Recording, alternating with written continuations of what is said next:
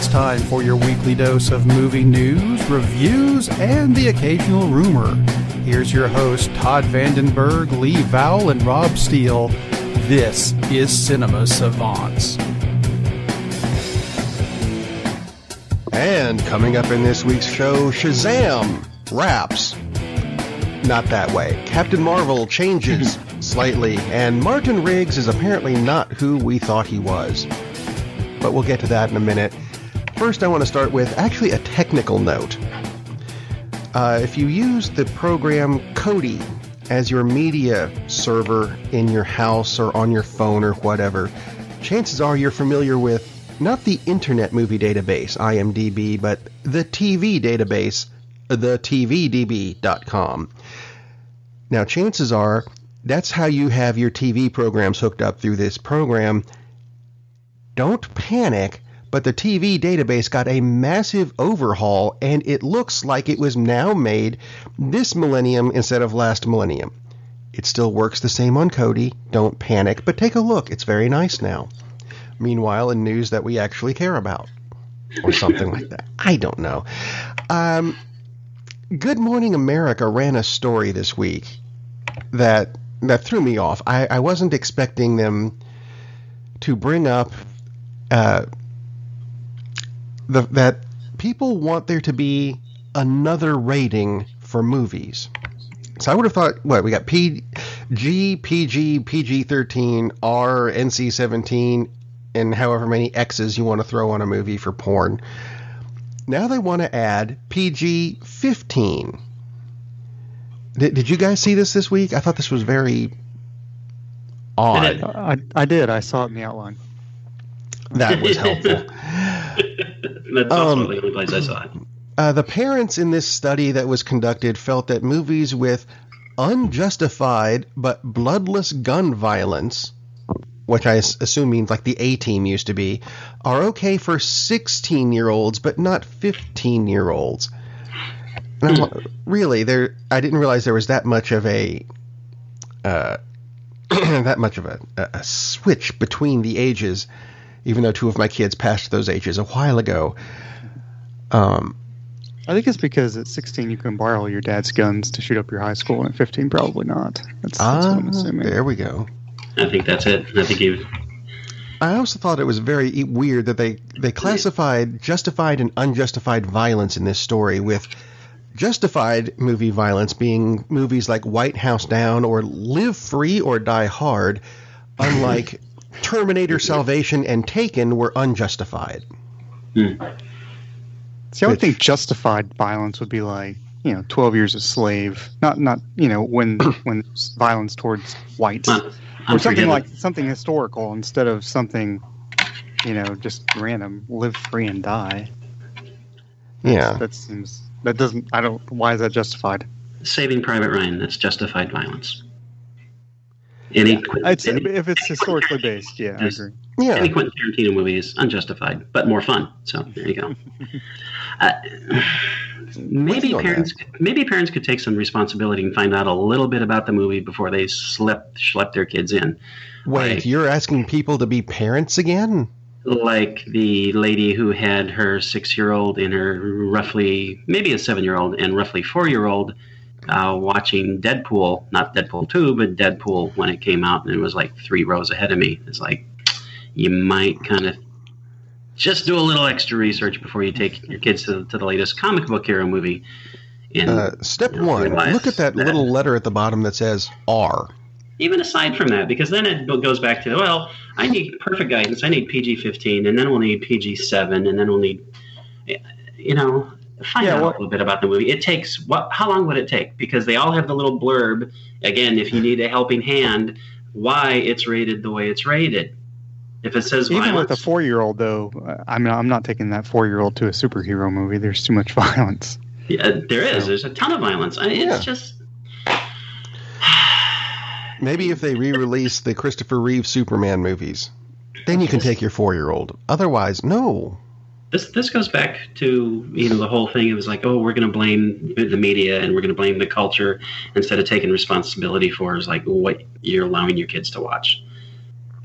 It's like, no, we don't need a PG-15. We need parents who pay attention to what the hell their kids are watching instead of just using a handy note version and then saying, well, it was PG-15. My kid should have been fine with it. Because, just stop with this crap. Yeah. The 4-year-old I took to see Superman thought that the Christopher Reeves version was way too violent. They thought the Brando character was... They thought it was nothing compared to Last Tango in Paris, so they shouldn't have seen it. So that's... Wow. I'm sure they appreciated Last Tango in Paris a lot more, too. Cheese scene was especially tasty.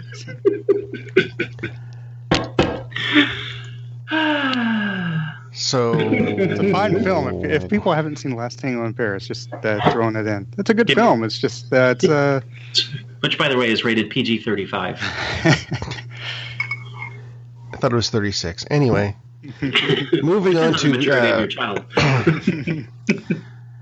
Other non-specifically movie news, but Benedict Cumberbatch announced this week that he will only sign on for an acting job if his female co-stars are paid the same as him. Which, on the one hand, I think that's a great idea to get equal pay for everyone. Unfortunately, the other side of that, how many of you think that Benedict Cumberbatch just signed his own pay cut? Which is a shame if that happens, but it's very possible. Or maybe he's willing to take a pay cut if it does equal. Yeah. And maybe, exactly, because he's making...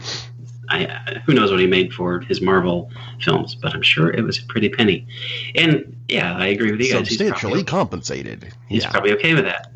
Part of the problem with this whole equal pay thing is because it does go into the whole concept of market forces, and you have to think about the draw. Is that exactly... I mean, if he has a co-star... a female co-star who has relatively equal screen time. We're not going to talk about the exact number of lines or whatever. But basically, they're co-starring in a film. But she's brand new.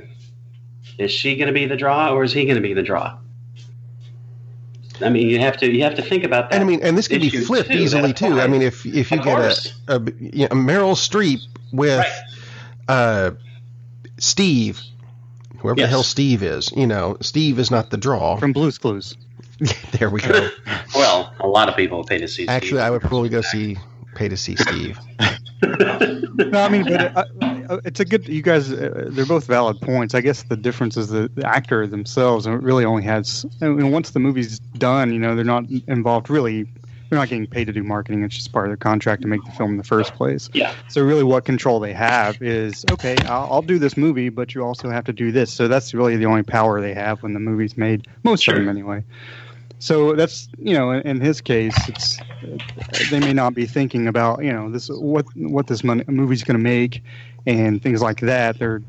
They're trying to control the only power they have, which is, hey, if I'm in this movie, then, actress A should also make the same, because that's the only time they're ever really going to be able to say it, is if I'll sign this to do this movie, but you also have to pay this actress the same thing. So. Sure. And I totally... From the actor's point of view, it makes sense. Yeah, and I see why he's doing it, and I agree with what he's doing. It's just it's not completely as simple as, well, everyone should be paid equally, because there are some cases where one person is going to be the reason people are going to see the movie and the other one isn't. But when there is disparity, it's not too often where the actress is getting more. Like, probably, I would guess, never. I mean, there have been plenty of cases where, oh gosh, now I can't think of the name of the film, but they did reshoots, and an actor got over $1 million, and the actress got $100,000.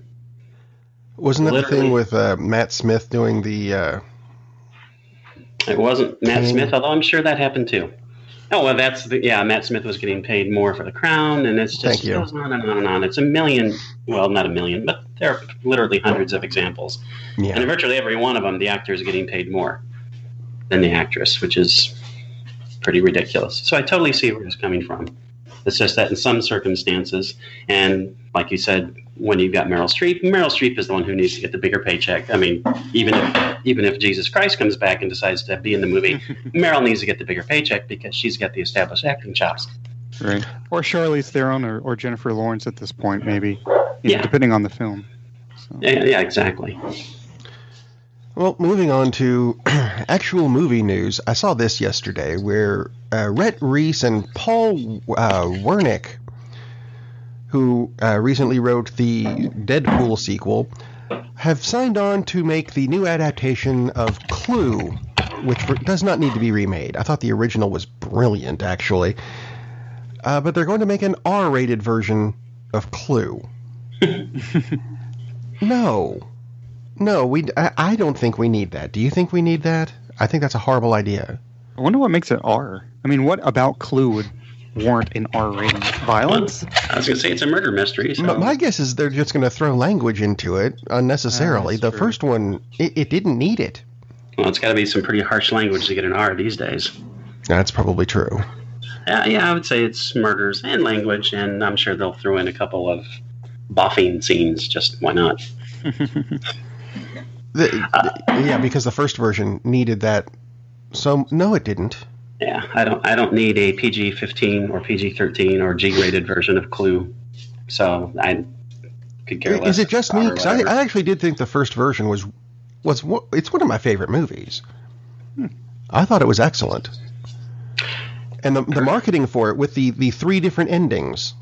Because the marketing is brilliant. I remember that in theaters, you only got to see one ending when you went to go see it, although there were 3 different endings to it that you didn't get until, 10 years later when it came out on VHS. Mm-hmm. Anyway. I thought it was funny. It was certainly not one of my favorite movies, but that's why they make different movies for different people. Right. But a remake, I mean... Yeah, okay, I don't care. I mean, they're remaking everything else. Why not? Exactly. Yeah, they are. Yeah, exactly. I mean, so it's not exactly, that's terrible, they're remaking Clue, but the R-rated thing, I guess, because if you're going to remake something, you should put a make different it grittier. Well, not to make it grittier, but at least put a different spin on it, and I guess that would be a different spin for sure, so. I just hope Martin Mull's in it again. Is he still alive? I don't really care. Everyone, look it up. And while they're looking that up, okay, so Deadpool 2 came out and made a lot of money. It unseated Infinity War. Well, duh. Kind of expected that to happen, and I expect Solo to drop Deadpool off next week. Of course. But I saw an ad for Deadpool 2 that, and we see these all the time, where they have the movie critique. Bob says it's a tremendous movie, or whatever. Andrew Freund, and I'm probably mispronouncing that, and I don't care. He's a reporter for, I think it was ABC, said Deadpool 2 is unique.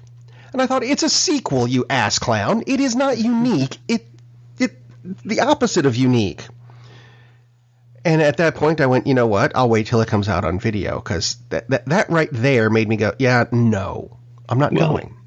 Unique in what way? Maybe it's unique in that it's a sequel which, I don't know, has 7 extra characters that weren't in the first one, and it's not opening on a holiday weekend. It's not unique in that I've seen what they did to the X-Men characters that are in this that look nothing even remotely close to the way they look in the books. Yeah, I'm glad you mentioned that, because I'm hoping, because a couple of the costumes, at least a couple, look really, really awful, like bad cosplay. And I'm hoping that's intentional and they reference it in the movie. Right. They kind of have to. I mean, Domino looks like she came... Domino was in Shaft, right? Is that where she came from? Or one of the bad Shaft spin-offs. I may like be misunderstanding what the summary of this film is. Actually, according to Metacritic, I don't know if you guys have looked at the summary for Deadpool 2, so I will read it. Go ahead. It's short. And I'm not making this up. After unique. Surviving... No. Just wait for it. After surviving a near-fatal bovine attack, a disfigured cafeteria chef, Wade Wilson, struggles to fulfill his dream of becoming Mayberry's, I'm not making this up, Mayberry's hottest bartender, while also learning to cope with his lost sense of taste. Searching to regain his spice of life as well as a flux capacitor, Wade must battle ninjas, the Yakuza, and a pack of sexually aggressive canines as he journeys around the world to discover the importance of family, friendship, and flavor, finding a new taste for adventure and earning the coveted coffee mug title of World's Best Lover. How much crack does one have to smoke? Well, so here's the thing I liked about it, is that is the summary on Metacritic, but how much fun is this movie having? where they actually go to the reputable website and still have that summary. I mean, that's why I want to see the movie. I mean, I could look at it and whatever, but I'm not going to judge it. I'm this kind of movie, especially like Deadpool, the first one. I'm there to have fun, and so all I really want for it to be fun. Because if it's not fun, this movie would be god awful. Yeah. Just in case you're wondering, I know Lee will occasionally go off on tangents. He's not making that up. I'm looking at it too. Rob, based on that summary, based on that synopsis, you have to admit Deadpool 2 is unique. Because there's never been a film like that. I just like how they added Mayberry in there. Yeah. Yeah. Well, I'm speechless. There you go. Yeah, Deadpool, the first film was amazingly fun and crass and vulgar and awful for children under the age of, 50. But yeah, and then from what we're reading, most people say this is an improvement. Apparently, one of our surrogate critics, Rob's daughter, said it was swell. Swell. Thanks, hon. I'm glad I sent you to the movie to critique it for everybody. That's a swell, Dad. Yeah, thanks. It's a beautiful critique of this movie. It's swell. So none of us have seen it because we're all awful people. But yeah, I'm looking forward to seeing it too. It just looks... It looks bizarre. No. It does look bizarre, and that's the point.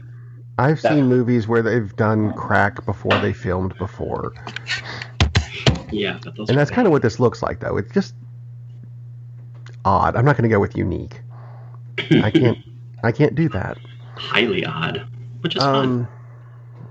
Let's see, other Marvel news, because there is more Marvel news. The Avengers debuted in China this week, or I guess this past week.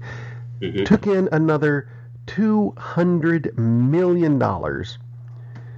The last global total I saw was $1.6 billion through this past Sunday. Looks like it's 1.8 now. So. That does not surprise me. Yep. Plenty of money for them. Will it pass Avatar though? That's the question. What's Avatar up to? 2.7. Sorry. I don't think it's going to get there. No, it's not going to catch Avatar.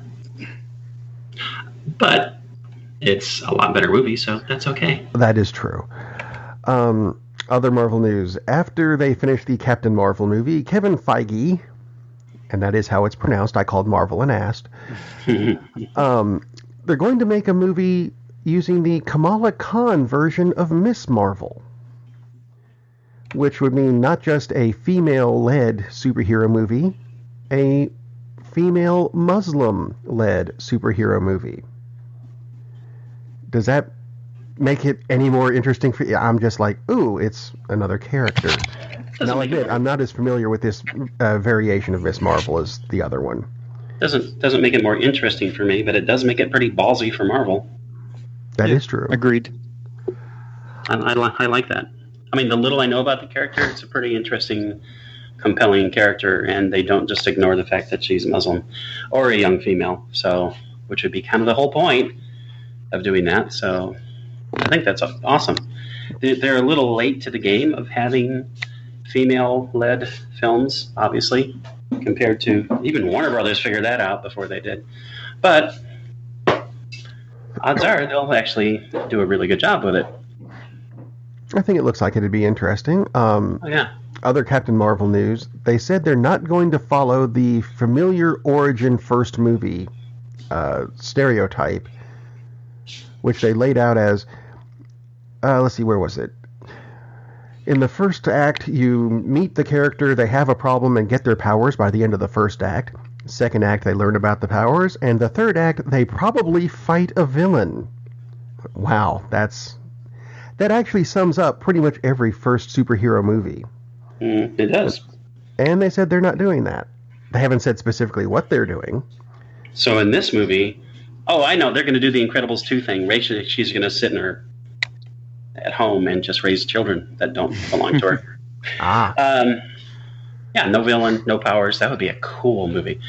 Obviously, they're just going to go with a different format. Which, of course, she'll have powers. Of course, she'll fight the villain because, duh. So Otherwise, yeah. And speaking of villains in Marvel, Daredevil 3, well, third season, I suppose. Ben Affleck stopped after the first one, mercifully. Not his fault. No, it's not. They announced that they're going to do season 3, and the bad guy has already been cast. And I've already lost the name. Wilson Bethel. Never heard of the guy. He's from a movie called Heart of Dixie. Never heard of that either. No. But he's playing Bullseye, who was the bad guy in the movie. Nice. That's awesome. He was somebody I think needed to be in the series anyway, because those of us if you've ever read the Daredevil books, you know Bullseye is the Joker to his Batman. Yeah. Because those go together. He's the jelly to his peanut butter. If they fought constantly. The peanut butter to his chocolate. No, they're Which brings me to Titus O'Neil. Because that goes together. No, WWE wrestler Titus O'Neil announced that because he is friends with Dave Bautista, who played Drax in the Guardians of the Galaxy movie, he has also scored a role in an upcoming Marvel movie. He has not said which one, and I'm trying to figure out what he would be good at. Because he's actually about the same size as Dave Bautista, which is large. You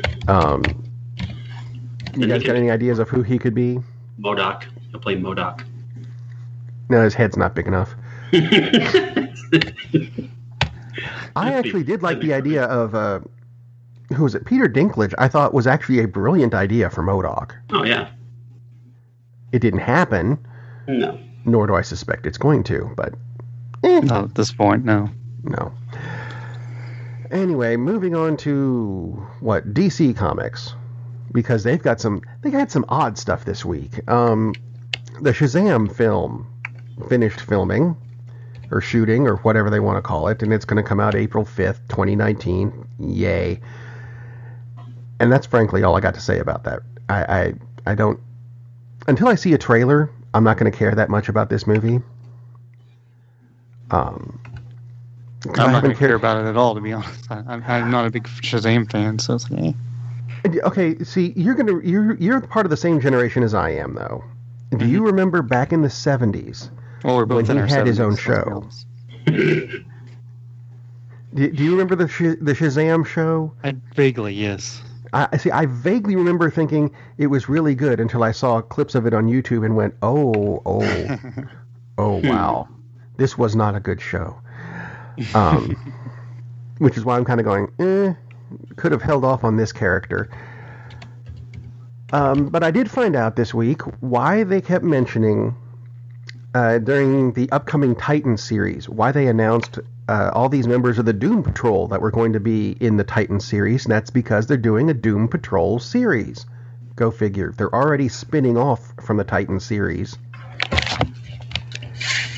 I think that's cool as long as they actually are relatively faithful to the original comic. I mean, Doom Patrol is really, really cool. Talk about it. It is some really bizarre stuff. Yes, it's very weird, very out there.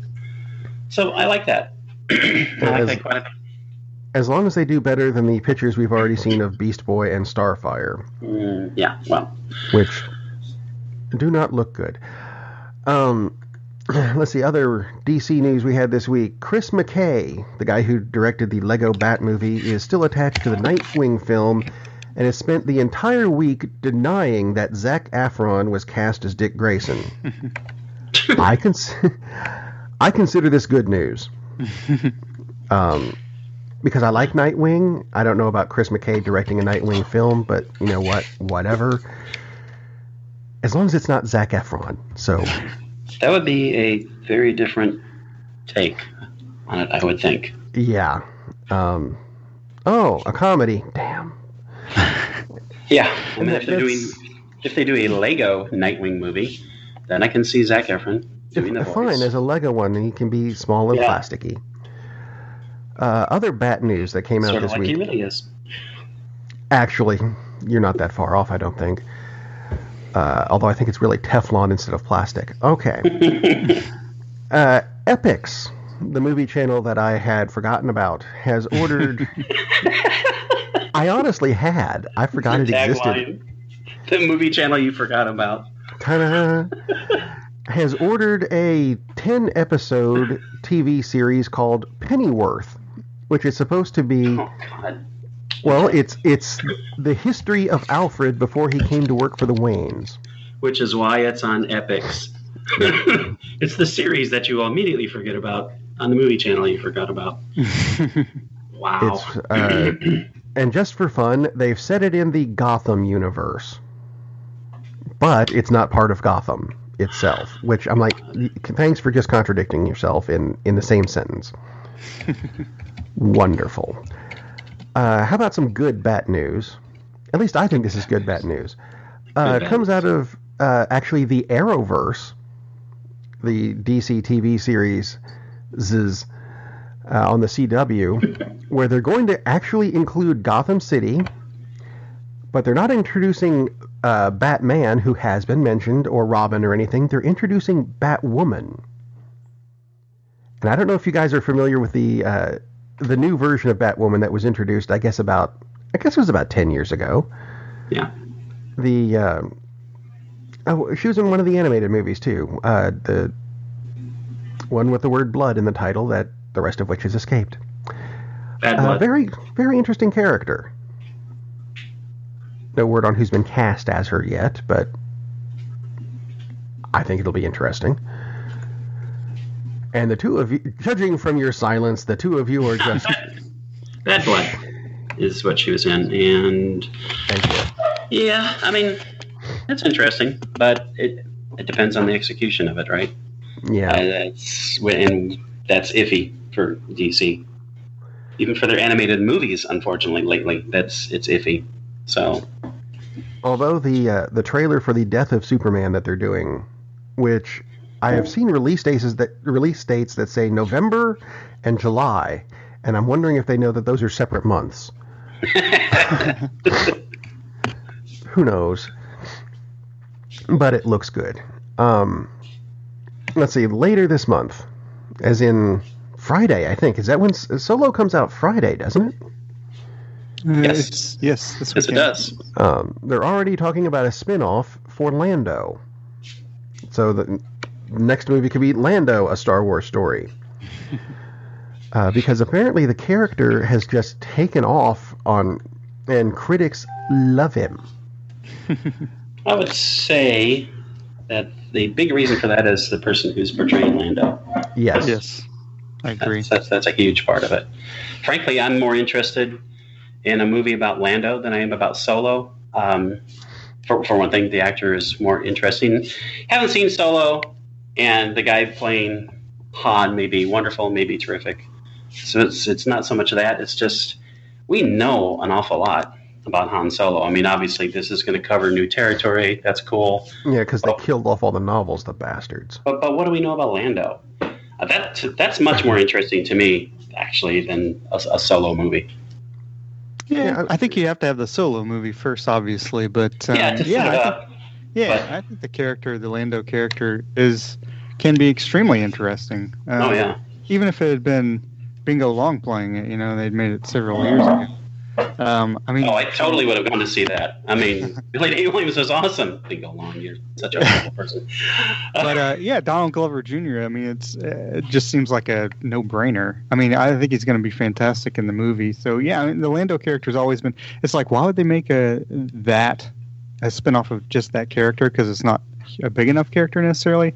But I think the character is interesting and has would have a backstory that would be interesting enough to have a spinoff. Actually, I would see it opening weekend. I think if Donald Glover Jr. I'm assuming he would be Lando still. Yeah. Supposedly he's going to be. Yeah. Which you just reminded me of something, Lee. I think tragedy is that since we had a partial reunion of the Bingo Long group previously in Star Wars, why was Richard Pryor not in The Empire Strikes Back? That makes me sad. It makes me really, really sad. Oh, he was one of the stormtroopers. That's right. One of those, yeah. He was, and he also played all of the little the Ugnaughts that were throwing C-3PO's body parts around. He was the stormtrooper who set his head on fire and was running off the screen. Yes. Speaking of, let's see, setting yourself on fire and running off screen. There we go. That's a good jump to Lethal Weapon. and the That's work. setting yourself on fire? No. Clayne Crawford didn't set himself on fire and run off the set. He shot himself in the foot and was fired from the Lethal Weapon movie or TV series. Yes. And I mentioned this briefly last week that, they've got a limited amount of time to recast him. Well, they kind of did. They've added Sean William Scott of American Pie fame to the Lethal Weapon series, but he's not playing Martin Riggs. Apparently at the end of season 2, Riggs said he was moving back to Texas because that is where Mel Gibson is from.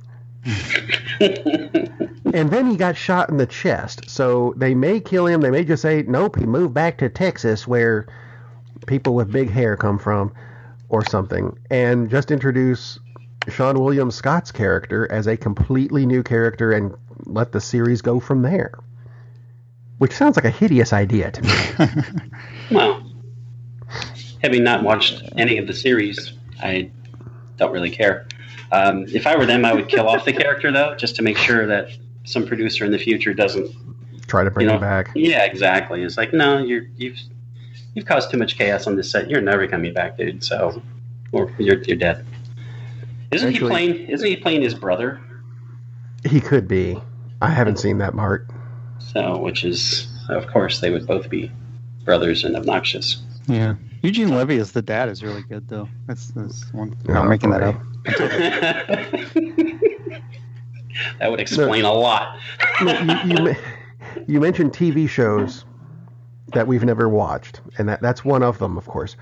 They announced this week, and I thought this was clever, because we've heard a lot about the He-Man being remade as a movie, and then they announced Netflix is going to be remaking She-Ra as a TV series. They announced the voice cast for She-Ra this week with 17 different actors who are going to be in this series. That's a few. All of them are from shows I have never even thought about being interested in watching. How do you go out of your way to make sure that I know absolutely none of them with a list that big? That's clever. How did they know that I'd never watched any of this crap? Personally, some of them I never even heard of. Have you ever heard of Elena of Avalor? Is that a TV show or a person? I don't know. It could be both. I've heard of probably none of them except for She-Ra. If Sigourney Weaver's not doing the voice, then I don't care. That's the only reason I would ever watch it. Fine then. Moving on to other TV shows. Or Patton Oswalt. I would also watch it if Patton Oswalt was She-Ra. Patton Oswalt as She-Ra. Sure. Or Stephen Wright. Abe Vigoda. Stephen Wright, it'd be 45-minute episodes, and it'd be like, all they would do is like move from one room to another. That's how long it would take. Well, have you seen the animation of the first one? That's what they did. That's about true. Okay, other TV news. We got tons of cancellations for shows like Kevin Can Wait. Spectacular. I thought you guys would like to hear that. Gotham was renewed for season 5, but they've also announced it is the last one. Also tragic. And it's going to be a shorter season for the purpose of bringing the show count to 101 episodes, which is the minimum required for syndication. So they're making barely enough so they can sell syndication rights. There you go. Because they realize what a train wreck this farce is. Yeah. Oh, God. Well, I'm proud to say that I've seen all about 7 minutes of Gotham, and that's all I'm ever going to watch. So I heard there was a character called Fish Mooney and went, I'm not watching this. Let's see. Elementary was renewed for its 7th season, even though it's only done, 3 episodes of this season. And Agents of S.H.I.E.L.D. is being brought back for season 6, but it's not coming out until next summer. And isn't that going to be a truncated season as well? Or is that not correct? I have not heard either way yet. It could be. Which I like the show. I like the show quite a bit. But I do too. It's, as opposed to anything that the She-Ra cast was in, something I have watched. So there. And let's see. Speaking of things that we want to watch, did you guys see the trailer? There were two this week that I thought were interesting. Bohemian Rhapsody. The trailer for the Freddie Mercury biopic. Yeah. I thought it looked good, but I have seen complaints about it because there's apparently some people who are saying we don't see him with another man we see him hanging around women. Why don't we see him hanging around men? I'm like, because it's a trailer and we haven't gotten that far yet. I'm thinking in my head. Yeah, it's a trailer. Calm down. But I thought it looked good. That's hopeful. That's very hopeful. I hope that would be great if that's a wonderful film. It's so music biopics are like just they can go either way. I mean, the trailers don't even really do it justice until the movie comes out, and then it's like, it could be. Man, I mean, the one I like Ethan Hawke a lot, but the one they made of guys whose name Miles Davis couldn't stand, trumpeter from California. Anyway, I know the movie. I can't think of his name either. Yeah. But Dizzy Gillespie. No. You don't have the cheeks for it. But that movie was just I like Ethan Hawke. I thought he did a decent job with the movie, but the movie was like all over the place, and it's just like the trailer actually looked pretty good. So it's, I don't know. It's hard to me. It's difficult to make a good musical. Like I didn't like The Doors either, but a good musical biopic, and just. I think I'll withhold any kind of judgment until the movie actually comes out, and then maybe I see it, because the trailer's not going to tell me. It's just going to tell me, oh, there's music. There's Queen music involved. Oh, you should go see this. I like the way they mixed it in the trailer. Yeah. Let me ask you a quick question. Did you see the Get On Up? The James Brown Brown film? I did not. Really good. Really good. But yeah, absolutely agree. The biopics can be really iffy. Miles Ahead is really good too. But yeah, a lot of times they can be kind of like, because they can be too disjointed, because a lot of times they try to cover an entire career, and it's an entire life. It's a lot to go through. Cramming that much into an hour and a half of a movie. Which I guess is true of all biopics. They can be very uneven. Yeah. For sure. Which I think is why Lincoln worked, because Lincoln wasn't trying to tell the whole story. It was like, let's focus on this. Mm-hmm. So. This part, and only this part. Yeah. As opposed to the other big trailer that was released this week, which is not a God, I hope it's not a biopic. Mission Impossible 6. It totally is. He's trying to get Katie Holmes back. Basically, I saw the trailer and said it's full of sound and fury, signifying a lot of Is that what you got out of it? I might have. Maybe I need to watch it again. I got out of it that it looks like all the Mission Impossible movies, which to me they're fun. I mean, there are a couple that just kind of like, but Ghost Protocol I thought was really, really good, because Brad Bird helped a lot since he was the director, and actually made more of a coherent story instead of just a bunch of set pieces. So as opposed to 3, which had we don't even know what the plot of 3 was. Yeah, and these movies they almost don't need a plot. I mean, talking about going through the formula is like, okay, he's going to be on the outside looking in, because he always is, and his government will just it's set up in that little recording. At some point, he'll jump out of a plane or something with a bungee cord and have to go down a tube. At some point, he'll break an ankle in a stunt because he insists on doing this kind of crap. I mean, the stunts look great. It looks exciting. It looks fun. Yeah, the only fear I have with this is that they've make several hints at he's Tom Cruise's. Well, I think they're making about Tom Cruise about he's old to be playing this role, and it's like, are we gonna have that too much in this film? Like, Tom Cruise, he's not really that old, first of all, right. but he's not too old to play the role. But No, it's. clearly. I wonder if they're just going to make overkill with this film during the film and just he's so old, blah blah blah. It's an in joke in the Peter whole Graves film. was in the TV series, right? Exactly. Yeah. Yeah. He was gray when it started. Right. Of course, they didn't. I mean, that wasn't like an action-oriented series like the films are. But yeah, I agree. I hope they don't push that too much. But yeah, he's 20 years younger at least. Yeah. Excuse me. Than the primo action star ever, Harrison Ford. So yeah, he's got plenty of miles left on him. It's like if he stops doing all of his own stunts, he'll have a few more, I'm sure. But it looks fun. It looks exciting. I mean, it looks like it'll be interesting. We'll see what happens. Yeah. Of course, Harrison Ford also did his own stunts for the most part, including in real life. Injured himself as well. Well, yeah, that's true with the helicopter, but I mean, or in the plane. But yeah, I mean, he hurt his knee during the what's the one with Tommy Lee Jones? Fugitive. Yeah, actually jumped off towards looking. I mean, he injured himself in Raiders of the Lost Ark. I mean, he's injured himself too. Tom Cruise is 55. Looks pretty good for 55. Oh, but when I get to that, yeah, pretty good. Yeah, it does. Because he had surgery on his plant. Looks better. 3'7". So. He can play Wolverine. And MODOK. At the same time. Wolvamok. Which sounds like a vacuum cleaner. All right. Wanted to ask you guys about a trailer from last week, though. Because we finally got to look at The Predator. Which is what? The 7th in the series or something. Did you guys see this trailer, and did you get anything out of it other than... the only question I came away with was, who the hell mailed the kid a Predator suit?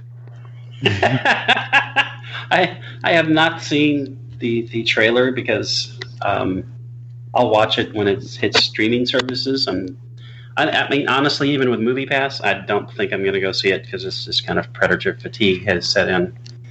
Not surprising. Yeah, they don't. I mean, unlike the Mission Impossible movies, which basically do the same thing over and over and over, but it's enjoyable for the most part, Predator films they're just kind of there. I think they've started getting better, actually. The first one I thought was good. I actually really liked the second one because it made more sense. It did. And then Predator Z, I thought, hey, let's take them to a wildlife preserve, basically. Which I thought that was kind of a cool idea. I don't know that they pulled it off terribly well, but it was at least, something we hadn't seen before. And it was a cool idea. They just kind of blew the reveal in the trailer where everyone goes, oh, look, multiple moons. And if you just watch it, as the movie, it would have been a much better reveal that way. Yeah. I thought. Kind of be like showing the Statue of Liberty in a trailer for Planet of the Apes back in 1968. Wouldn't really work that well for the audience. So. Exactly. Spoiler alert for a 700-year-old movie.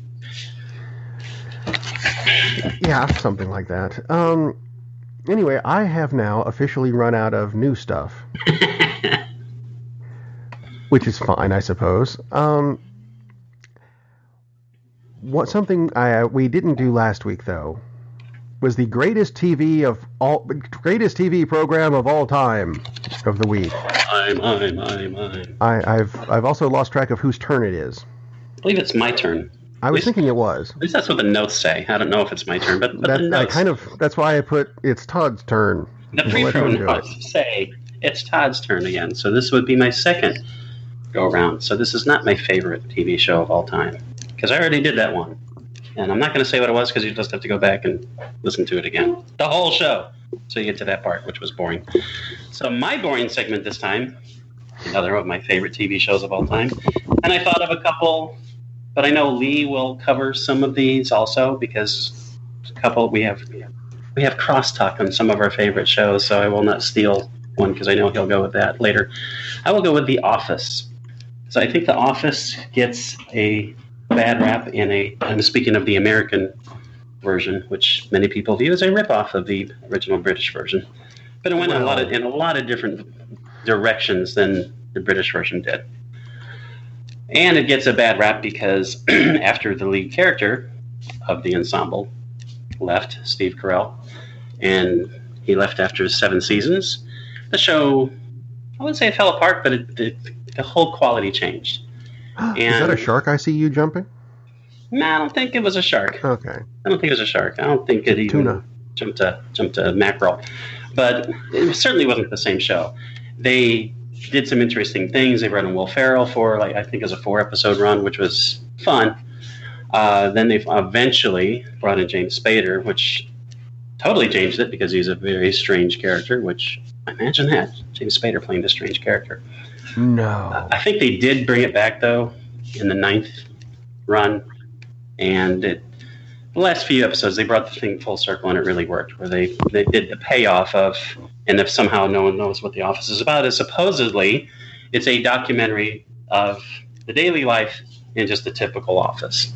A company that sells paper, Dunder Mifflin. And it follows the lives of the various people. There are a couple somewhat normal people. Jim, John Krasinski, who has a huge hit on his hands with Quiet Place. Pam Beasley is the receptionist who eventually becomes his girlfriend and eventually becomes his wife. To me, it's a great romance story because that's what the thing really is. That's the real story, is the romance between Pam and Jim. And it takes years to finally develop, and it's really sweet. And there's some really touching moments in it. And then you have Steve Carell being really, really, really bizarre because he's ineffective, inefficient, kind of stupid, but his heart's in the right place, so he's a likable character. The lovely character of Dwight Schrute. Don't really know even what to say about Dwight Schrute, except if you knew this person, you would do your very best to get away from him, no matter what it took to get away from him. It'd be like the worst coworker possible. And yet he had redeeming qualities. It's a group of ultimately likable characters. They're all very likable people, even the obnoxious ones, because at their heart, they're all good people, and they all care about each other eventually. It takes a while. It's a very cool show. It's 9 seasons. The first 7 are awesome. The 8th season is but the 9th season brings it back around. And I really like the closure that they had in the last couple episodes there. So The Office is a great comedy. It's a kind of I don't know if it's a subtle romance, but the romance runs through the thread in the entire The romance runs through it. Yes, a romance runs through it. Brilliantly put, sir. So I really, really like The Office. And you can devote, let's see, how many hours would that be? A lot of hours to binge watch. It would be a lot of hours. It would be a lot of hours. Toby is a horrible person. He's an awful person. No. God, no. Yes, Toby. Have you guys seen The British Office? Yes. It's only on for a couple of seasons. Yeah, they only ran it for like 3 and then have wondered a lot where the American version was going. So they said, wait a minute, we finished. Why are they still going? Yeah, I mean, it's the BBC, that's short seasons and short series' length. But I will say the American version is, you don't have a dildo going off in the office. So, and it's Ricky Gervais. But and so both are. I agree with Todd. I really like the what they did with The Office, and especially how it evolved over time. But the British Office is absolutely worth seeing if you haven't seen it. Oh, absolutely. Yeah, it is. It's very different. The basic premise is the same, but it's very biting and sarcastic. Yeah. And Martin Freeman, Ricky Gervais. It's absolutely. It had a great cast to it. Yes, it is fun to compare the two because the characters are basically the same group of main characters, and it's fun to see how they differ, and especially their. Well, I think that's one thing. In the British version, I don't really see any, because it's short. There really isn't an arc going on. It's just, this is it. Mm-hmm. And I'm sure if they had been on for a season or two too long, that would have happened. So they're a little more static characters. That's not a complaint or a criticism. It's just, it's a difference. It's a difference. That's all. Yeah, Gervais brought it to America. Yeah, exactly. So he's an executive producer, right? Right, and he was part of that, the way the show evolved. So he even shows up in the American version. Yes, he does. Yeah. Which is a brilliant. Oh my God, there are many, many brilliant moments in the American version and the British version as well. So yeah, if you need to actually catch both, and it won't take that long to watch the British version. Certainly. Is that on? It's probably not on Netflix. Probably on Hulu. I thought you used to watch it on Netflix, but that may have changed. But I have seen it on Netflix. I actually have the DVDs, but I've also seen it on Netflix. And I'll go back to Todd's suggestion of using Flixible and to search real fast and see if The Office, because The Office itself, you can watch all of the seasons on Netflix, right? So yeah. So yeah, but I think the British version, if those listening have not seen it, should definitely see it. So good series. Agreed. And the British Office is on Netflix. Ta-da! See, now we've given you something to do for the rest of the day. Yeah. Needs to be a lazy Sunday day. Go watch The Office and wait for Deadpool to come out on DVD or something. Speaking of Deadpool, Jose Fernandez is actually in the British Office. Who knows? Guess there's a boat scene I didn't know about. That would fit with the British Office. Oh God. Okay. I'm in Miami, sir. Tune in next week when Todd does his Horatio Caine impersonation by ripping off his glasses and saying something snarky. It could happen. You never know. Meanwhile, visit our website, cinema-savants.com, subscribe to the show, all that good stuff. And we'll see you next week. Bye, everybody. Captain, we're losing power in the warp engines. I think we should be leaving now. I'm going to go home and sleep with my wife. And on that unusually harmonious bombshell, it is time to end. I am very disappointed! Man, we have a weird job. It's shameful, but, it's a living. And like that, he's gone. Darn, that's the end.